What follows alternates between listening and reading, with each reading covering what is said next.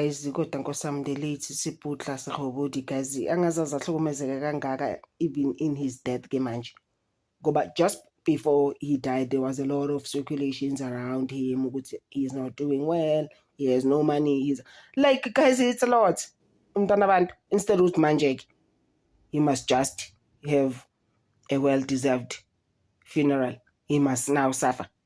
Guys, I just feel like this is so unfair. The wife is like, no, I don't want anything to do with the family. I saw some family member crying in some video on TikTok. I'm like, guys, this is even crazy. What's sisters? But 6 months I'm like, wow.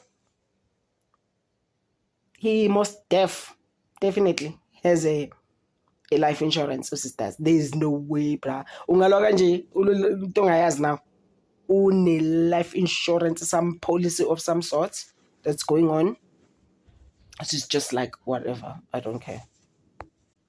And the way it is, ube secret wife ugeka 6 months kanjalo, and she's just like ifamily yakhe ayizi mina engizomncaba ngizozincabela, I don't need anyone. Uzomenza nini?